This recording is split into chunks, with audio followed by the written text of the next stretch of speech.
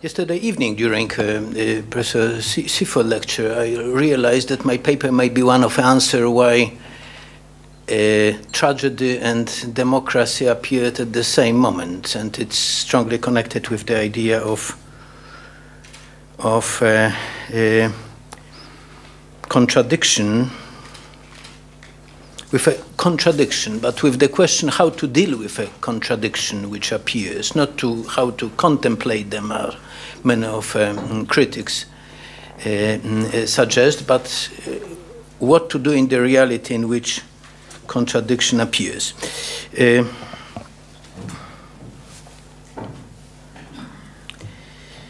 It appears that the overcoming of an ancient conception of Dionysus, which Cornelia Ishler-Kerenyi once called modern mythology, has now become a fact, which has occurred, if not in philosophy and the social sciences, then certainly in the field of the history of religion. The fascinating for several generations of scholars picture of a mad, barbaric, anti-political god of myth is being replaced by a picture much closer to historical reality of a protector of the polis, a god whose cult unites and strengthens the order of the political community. The change of paradigm is so drastic that we can worry whether the new view will not lose sight of the undebatable foreignness of a god whose paradoxal wisdom earned him a mantle of a god of madness, of a god whose action may consolidate order and give peace, but can also destroy those who, like the daughters of Minyas or Proetus, will reject the calling to abandon their roles and question the absolute character of the principle that bind in the polis. It seems to me that the right road to answering the question about the political role of Dionysus is not from minimalizing the cult of alterity, foreignness, and madness, clearly visible in the myth, but in the attempt to understand why the paradoxal god of wine and his seemingly anarchic calling can favor the preserving, consolidation, and even strengthening of the polis. In this paper, I will concern myself with a story that it seems to me can be acknowledged as a type of mythological explanation of this puzzle, that is the history of a god's intervention that staved off the conflict between Hephaestus and Hera, and as a consequence saved an Olympus torn apart by a feud. It is a success of great measure. Dionysus overcomes one of the most serious crises of the world of the gods. It is a fact that in Attic painting from the first half of the 6th century before Christ, this is the only theme where Dionysus plays a central role. That's according to Carpenter. A fact allows us to suppose that the story played an important role in the forming of the, let's call it, theology of Semele's son. But did it play the same role for the forming of the Dionysian, let's call it, political theology? In fact, it would be difficult to point to a different mythical source of hope for writing the relation between the order of the polis and the strange demand of a mad god. The status of a myth is confirmed by the fact that it was the subject of the first of the 6 paintings that Pausanias saw in the Holy Circle of Dionysus, the Traveler Road. Within the precincts are 2 temples and 2 statues of Dionysus. There are paintings where Dionysus brings Hephaestus up to heaven. One of a Greek legend is that Hephaestus, then he was born, was thrown down by Hera. In revenge, he sent as a gift a golden chair with invisible fetters. Then Hera sat down, she was held fast, and Hephaestus refused to listen to any other of the gods save Dionysus. In him he reposed the fullest trust, and after making him drunk, Dionysus brought him to heaven. The Dionysian retinue with drunk Hephaestus carried upon the back of the Ithyphallic mule, a popular topic of a vase painting, reminds us a completely different side of a Dionysus than the one we know from the myths of conflict featuring rebellious kings and the believers who have rejected the call. The place of the patron of an anarchic rebellion or a merciless avenger, is instead occupied by a god in the role of keeper of the order of Zeus and pacifier, as Cornelia Ischler-Kereny puts it in her fascinating Sady. The effect of the god, if one submits to him, bring peace and return disturbed order. The scholar, Professor Kereny, writes the following about the scene of the return of Hephaestus, represented upon a famous black figure crater so-called François Vase, the oldest known realization of the theme. And now it's a quotation. To understand the image, we need to avoid modern simplification. Considering Hera's rank in the cosmic order, her liberation cannot have been a purely comic episode, but a crucial event for the stability of the order. In this context, the role of Dionysus, who Cleitias placed intentionally at the center of a scene, is implied. His task is to reunite the disowned son with his mother and reclaim Hera's dignity as queen. Dionysus was responsible not only for reuniting peace to family, but for the re-establishment of a divine order. That's the end of a quotation from the Civilizing Violence. The accounts of mythographers confirm the accuracy of this observation. The theme of chaos and division creeping into the world of the gods plays a substantial role from the very beginning of a Hephaestus story. The fact that his birth was accompanied by dispute and rage is said bluntly by Hesiod in his Theogony. The violation of a divine order is signaled, it seems, by both the problematic question of Zeus' fatherhood and by the problem of the deformity of God. Judging by Plato's rejection, the scandalous momentum of this conflict places it in the category of some of the most disturbing pictures in the ancient mythology. In the Republic, the philosopher recalls it as one of the two standard-bearing examples of stories harmful to the polis: public morality and the right formation of youth. In other words, it is one of the reasons why myths, along with the creators, should be expelled from the state warfare of recognition of philosophy. The continuation of the crisis is confirmed by news of the suffering of a child abandoned at Lemnos and the loving care of the daughters of Oceanus, whom are attempting to replace his birth mother Hera. It is easy to understand that Hephaestus' revenge, by way of sending a gift in the form of a special throne trap, as a desire or even out the accounts, can be grasped as an attempt to measure out and restore justice. The attempt, as we know, works in the opposite way intended, and only increases the scale of the existing chaos.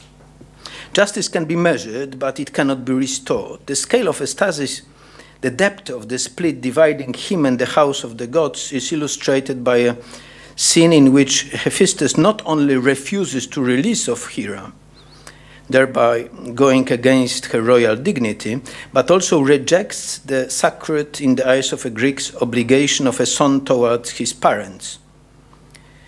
Pseudo-Hyginus writes that when Vulcan receives the request to refrain from revenge, he answers in anger that he has no mother. He has no mother. There follows a series of unsuccessful attempts at resolving the conflict.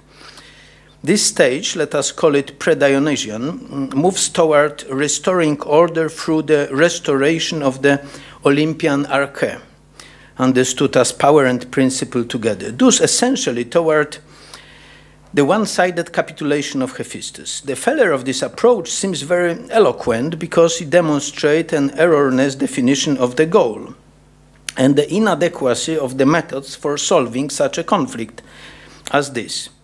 It is conflict those parties represent incommensurable reasons and therefore, or think they represent that kind of reasons, and therefore irreducible to any common scale. This is a situation that is tragic par excellence.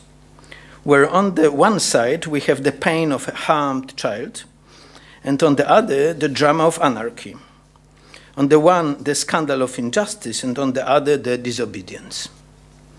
Although the attempt at the solution is served by a whole arsenal of political means, it has emissary, council, and war, it does not facilitate the taking into account of Hephaestus' claim. Pausanias simply writes that Hephaestus did not want to show obedience to any of the gods. The goal of the intervention is clear. They are concerned with the full submission of the Hephaestus to the will of the gods. A similar assumption is confirmed by the account of Libanius, who informs us that the god of war, Ares, became adjudged in the resolution of the conflict. The council of the gods, convinced that only Hephaestus is capable to freeing his mother, gathers to discuss the question of his return to heaven. Ares takes the initiative since nobody else has any ideas for resolving the conflict. War seems to be the only way of returning order. However, the Ares intervention ends with spectacular failure, which will always haunt him with an air of infamy, thereby precisely outlining the limits of the effective power of that kind of action. The efforts of the gods come to naught. In the work of restoring order, both peaceful means, council and diplomacy, and the arcana of war turn out to be useless. The triumph of Dionysus become unintelligible if we forget about all this. The matter proved to be impossible to resolve within the frame of the action previously undertaken.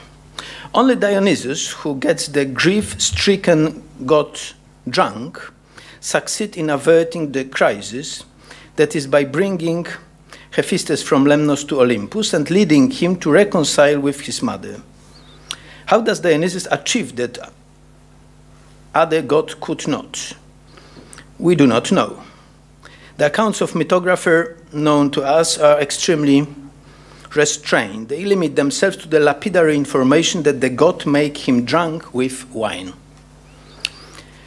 Despite this restraint, it would be difficult to see the matter as insignificant. It would be good to remember that it is after this adventure that Dionysus is admitted to the circle of the Olympian gods. Just so we are not misled by a story coarseness. And he is admitted not as one of a divine servants, but as one of the 12. That's very important information. The fact that it is then that a second-class god, the only one in the group who is a son of a mortal mother, closes the list of the greatest god, can be also understood to mean that only after accepting Dionysus does Olympus, as a picture of a divine harmony, gain its final form. Without Dionysus, the order of the gods would be incomplete, or even, as the myth suggests, impossible. In what way, then, does the laconic "made him drunk with wine" shed light upon the role of Bacchus in the divine order of the world? To explain what lack Dionysus fills out, we should answer, why does being drunk with wine make possibly restoring the unity torn apart by discord?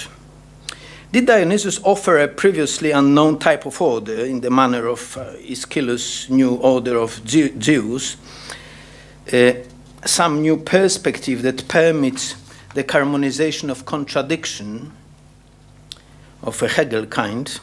We know nothing about any of that. Upon what then does the power of salvic intoxication depend?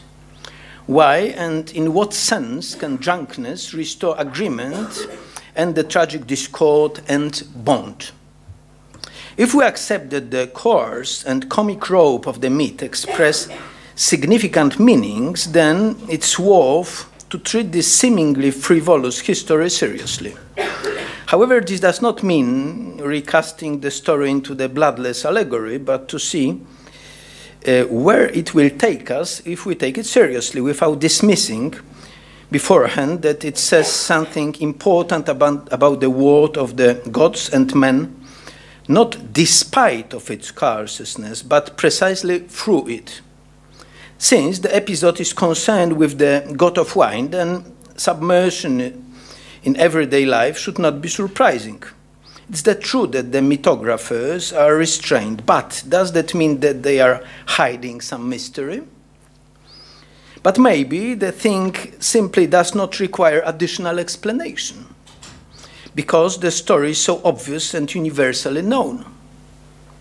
If so, we should look for it in the genre-specific potential of a scene, in the dialogue of echoes voices warmed with wine, in the circulating imaginings caused by the soft powers of the cup filled with wine, with tempers, anger-filled disputes, resolves otherwise irreversible conflicts. If we agree that Dionysus is oinos, then without a great risk we can also accept that the action of wine is in some sense analogical to the effect of a god's presence. This is a backbreaking task that goes way beyond the historian's workshop, definitely, but it's worth the risk. Without getting stuck in the coarse details, but without escaping into badless abstraction, let us attempt to see what theological, ontological, and finally political meaning is carried by the image of Dionysus who unites the world. When we seek answers to the question as to what happened during the Council of the Gods, everything that was said about the salvic effects of the god and his gift comes to mind. That is everything that the picture of oinos ties to the healing of chaos, bringing people together, liberation, agreement, peace, friendship, and love. There is plenty of this. The flip side of the horror accompanying the god in conflictual myths is, after all, countless coming from Homer to Hesiod, witnesses tying to the god and wine with the bright side of a human life. As Homer's Zeus confesses, his son begotten of Semele is a source of a joy for mortals. With all the reservation which should be mentioned, Homer has no doubts that the wine is a divine drunk and the wine is given of the earth. Hesiod calls Dionysus joyous, polygeteos, in his Theogony, and in his Days and Work repeats this description on the context of observation about the grape harvest. Very early in the Greek literature, there appears the obvious, anyway, observation that the gift of Dionysus is a kind of medicine which soothes worries, gives comfort, frees from suffering, and lets you forget about misfortunes. Lo Bacchus, the best of all medicine, is to get drunk on wine, remind us Archaic. Thanks to Dionysus, disappear pain, woes, sadness, and worries, and their place is taken by the desire to dance and love. It is possible to doubt that the God's gift bring together and unites people, lovers, tension melts and ice. Wine, says Plutarch, softness and smoothes characters so that it rises to mutual unity and friendship. This is obvious. However, in the connection of oinos to peace, we can find deeper levels than in the banal and not always true statement that wine soothes customs and judgments, which Dionysus accomplishes as the patron of joy and serene social gatherings.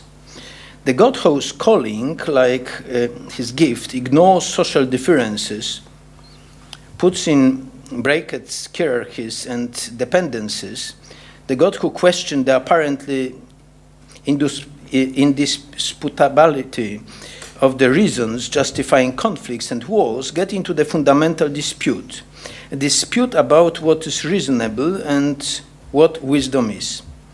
Dionysus, says Euripides, is a god who loves peace and equally, without regard for wealth, distributes the joy of drinking wine without worries and shows himself to be an ardent enemy of false wisdom.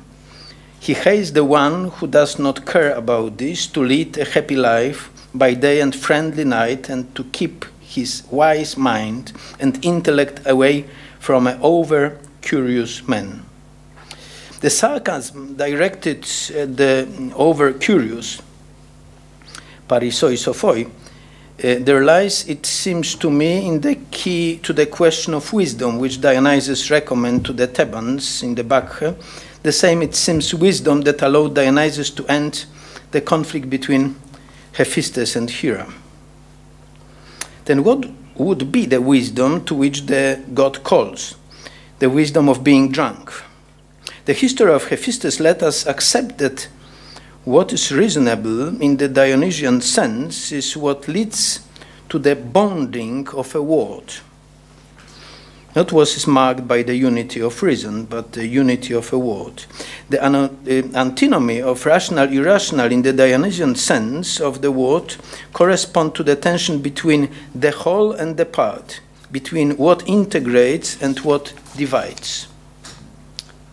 What is not included in the story about returning of Hephaestus, it also seems important to the story about Hephaestus. There is no final judgment, deciding who was right, who was at fault. And there is no sentencing that restores the disturbed order. There is no punishment, and there is not even an attempt to explain the reasons of each one of the sides. They are absent in the order in which particular reasons move, as do the means available to them, because the conflict between Hera and Hephaestus is irresolvable, or they perceive it as irresolvable. What Dionysus leads to is a de-escalation, not a resolution. I borrow from the language of international relation to stress that the matter at hand is not about resolution which reinstitutes the whole as a consistent order, but as a state that makes coexistence possible for differing reasons and perspectives. De-escalation, a state engulfs a man whose members are warmed by wine, make it possible to break the impetus toward decomposition, maintain order and the wholeness of the world without making the verdict who won or who is right in the orders of power, logic, and the law. If Hephaestus can return to Olympus, if the divine and human order lasts, if between periods of wars and tensions, periods of peace appear and the whole does not fall apart, then it is because coexistence based upon de-escalation is possible, because it is possible to moderate conflict independently of a logical or legal or political settling or dispute matter. The evaluation of whether mutual accusation are found and grievance independently of grievances and the scale of injustice committed. Dionysus does not bring about a new order, does not grant that one side is right, as Athena does in Oresteia, but proposes a practical solution. However, this solution requires the previous acceptance of a fundamental thesis. The thesis that the world appears as tragic. This is the kind of ontological core of the myth of Hephaestus' return. Admittedly, history does not speak of this directly, but without this assumption that the dispute ended hopes for a perfect ordering of the whole, the metaphor of getting drunk as a remedy for stasis does not make sense. The whole can only be reborn thanks to the assumption that disorder belongs to the nature of reality, that the whole can only be brought back under the condition of abandoning the hope for full unification. The helplessness of the gods apparent in the first pre-Dionysian phase of Hephaestus' story illustrates and confirms this thesis. The impossibility of bringing the whole world together under one archaic is essential, so to say, incoherence, or rather its tragic nature, make it so that efforts to recreate a whole free from disagreement, disobedience, and conflicting reason must become to nothing. This is not exclusively about the obstinacy of the side, but will or impetuosity, but about a fundamental undecidability, about the conflict of incommensurate perspective, about a situation, whereas a scandalized Plato recounts in the Euthyphro that whatever is dear to Hephaestus is hated by Hera. This is why the Dionysian wisdom of the whole cannot be the wisdom of reason faithful to coherence and consistency. The acceptance of Dionysus to Olympus seems to be an acceptance of this diagnosis, the truth about the tragic nature of the world. Even in periods of a relative harmony, there always smolders the possibility of conflict that is irreducible to a common measure for opinions about beauty or the good. There is always the possibility of situation in which all choices made in the logic of justice and reason will be bad from the point of view of the integrity of the world or polis. The acceptance of the God into company of a 12 seems to be an admission that the Dionysian epoche, the ability to put into brackets conflicting reason, is the condition sine qua non of all politics that take responsibility for the whole. Acknowledging that it is impossible to eliminate the tragic, those in power, both human and Olympian, must be able to mitigate conflict and to reduce its consequences. Thank you.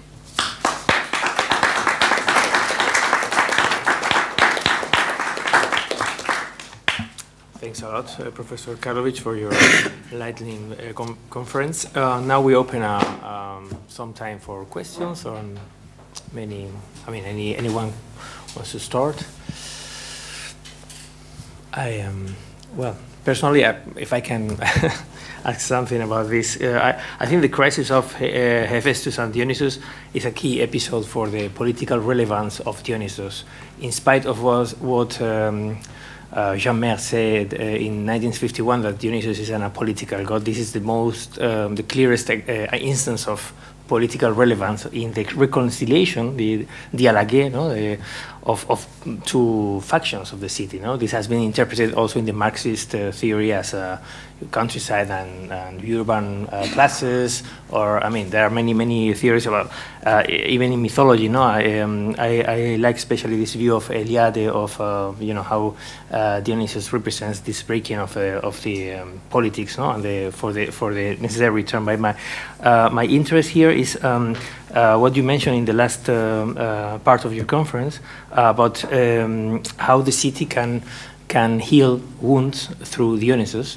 I think this you can see this very well in Plato's Laws. The last political utopia of Plato presents a sort of choir of Dionysus, which is basically old men drunk, singing, and Dionysiac lyric, dithyramb, and in some passages of the Laws, it seems like the legislature is the ultimate Dionysian drama writer, and I wanted to ask you if you have considered this also this passage of I think it's, in Plato Dionysus is all around Phaedrus and Symposium, of course, but I think the political relevance of Dionysus in Plato has been somewhat neglected, and we don't take into account this that the last attempt of reformation of the polis contains this proposal, which I think is somewhat related to this idea of Dionysus as a pharmakos, as a healing mediator or reconciliator, a dialectes, or of the polis. I don't know what you think about it. And another thing I was thinking about on this preconception of contradiction in Dionysus.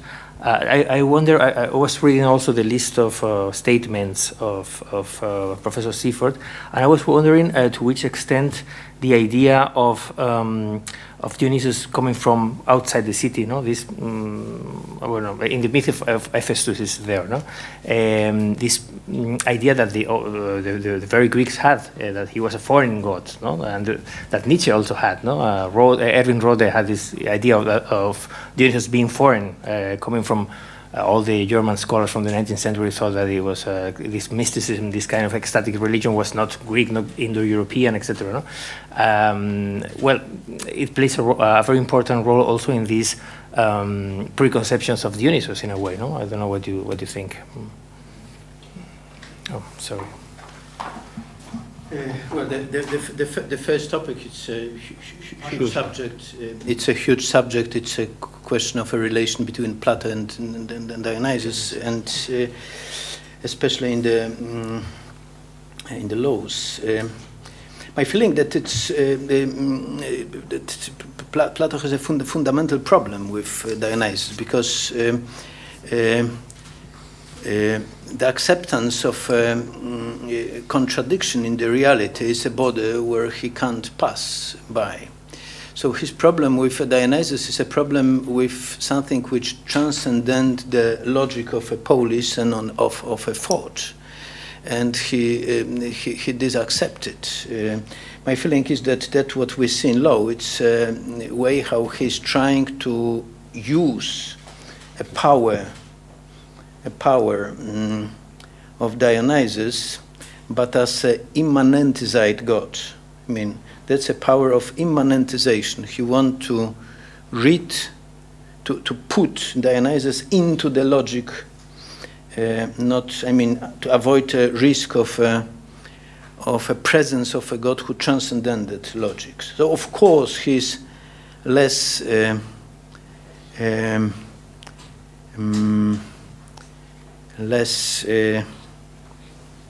but it's a genre. I mean, he's not as openly against as he is in Republic, but it's a difference of a tone, not of logic. That's my feeling, and it's quite clearly visible in the Euthyphro, where we have discussion in where no one really represented the traditional religion, because Euthyphro it's a man of straw, because he takes from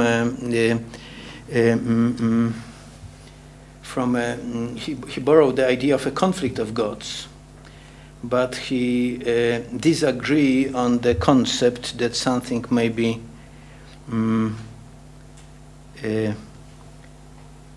contradict in itself because of a different point of view of gods. So, I mean, he's quite easy in that discussion, because, I mean, from the beginning he gave a white flag.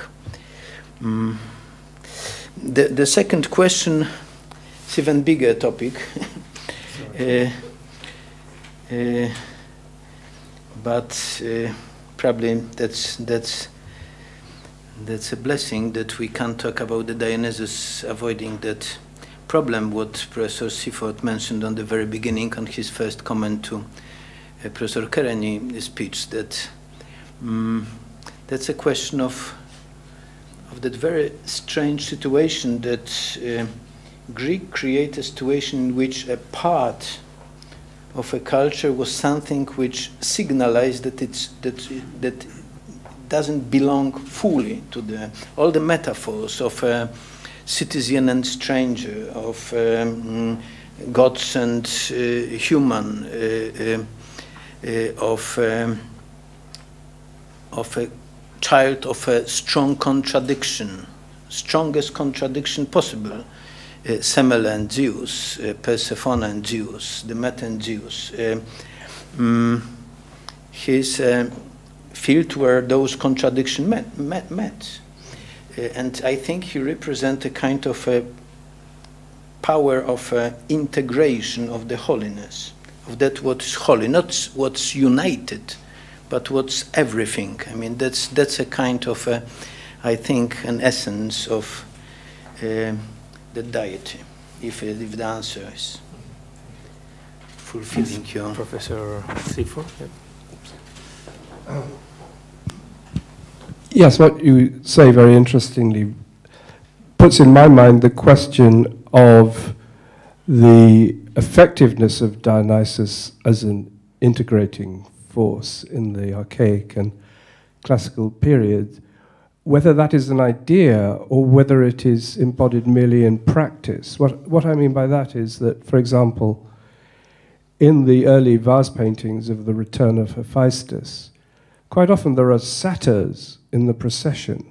Mm-hmm. Now that's very significant because in various ways, one of the ways is that, of course, it looks as if that was a performance through the streets of cities, that every year this was a myth that was enacted and that people dressed up as satyrs and participated in it. A second respect in which it's interesting, of course, is that some kind of performance like that, if we believe Aristotle's account of early tragedy, which I do, played some role in the evolution of tragedy, because Aristotle talks about that is to satyrikon, the thing from which tragedy develops, with all its integrative and political significance. But this, I mean, raises a general question about how integration occurs in the classic and archaic polis. Dionysus is really present in these situations, or generally in this early period, not as an idea, but simply as a god who inspires and demands certain practices.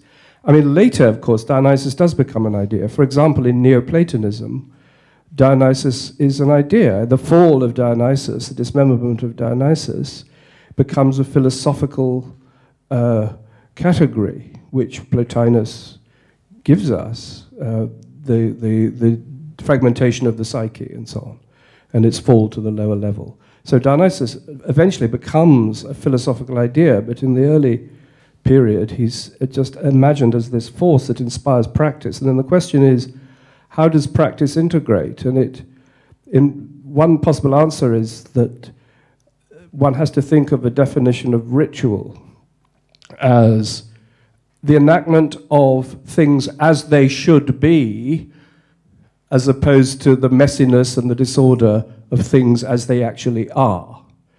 So ritual is controlled action. Control is desired in action, and ritual is perfectly controlled action. That is why it is an enactment of things as they should be.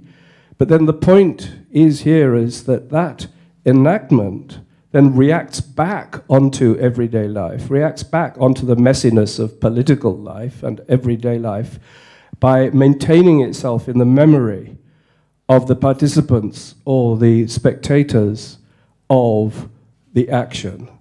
So that Dionysiac ritual, whether it's mystic initiation, whether it's a procession of satyrs through the street bringing Hephaestus back to Olympus, whether it's some other kind of procession, whether it's a drama, whatever it is, acts to integrate the community by virtue of providing a paradigm of perfectly cohesive action, which stays with people even in their political conflicts. I mean, that's why I mentioned that passage from Xenophon, where the herald of the Eleusinian Mysteries says we shouldn't be fighting. We're all share participation in the Eleusinian Mysteries. He's reminding them of their shared participation in a ritual. So, I mean, it's just that my instinct in these things is to, as it were, privilege action over ideas. I mean, at the same time, there are some, in the choruses of the Bacchae, there are ideas about what Dionysus does. So it's not as if there are no ideas, but they're always very closely related to action, in particular, the kind of ritual action as I conceive it. I don't know what you think of all that. Yes, definitely. I use that myth because we don't have enough of material to say when we try to restore so-called theology or political theology of a cult. in using both myths and rituals is much, say, I think, much more universal. Of course, that's a small paper, but I do agree that the kind of a practical exercise, you wrote an excellent chapter in your book on Dionysus about the creating a community during the festivals of Dionysus. I understand it as a kind of looking for a lowest common denominator. That's what is exercise done by during a special Antisteria, I think, and the small Dionysia. That Dionysus he closed a theater, so all the personaggi del teatro were only people. That's I think a sense of that exercise, which I think it's a kind of a practical political epoche. That's a chance which secular societies feel a strong lack. It's a reset. It's a kind of an ontological reset. That's, I think, an essence, the epoche, a kind of epoche. We see that the problem is, who is the Dionysian human being? Because in the eyes of philosophical anthropology, he's nothing more than an animal. That's a problem, I think, which is incorporated in thinking on Dionysian epoche, that the common denominator is beyond a human identity. That's, I think, one of the biggest problem of that anthropology, which is hiding. But that's another question. But I fully agree that that festivals are much more important from the point of view of political reality than the myth. The only interesting thing is that that piece of Pausanias I've read shows 6 pictures of connected with Dionysus. And the first, it's returning from to Olympus. Second is Lycurgus. Third is Pentheus. And then 3 is about Ariana. 3 is about Ariana. So we have a hope of reconciliation, a risk of rebel, of a stupid rebel, and the story of follower who shows whom is the person who follow Dionysus. The Dionysus give a hope of creating non-political identity. That's a very strange thing, because nature of anything in Greece, it's a telos. Answering what's a nature is answering what's a telos. Telos of a human being is a politics. What kind of telos has Ariadne? She's expelled from politics. Absolutely. He is, as Shakespeare took it in the Coriolanus, she's a kind of nothing. She's a kind of nothing.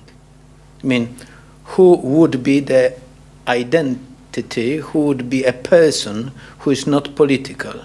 That's a story on the, say, other paper, probably. But I think that taste gave festivals you've mentioned, and that practice, that answer, that we are something apart of being political. I mean, but we can design what is it that apolitikon zone only on the basis of apophatic anthropology. We can say who is not a apolitical zone, but we can't say who is it. That's answer. Thank you. Thank you.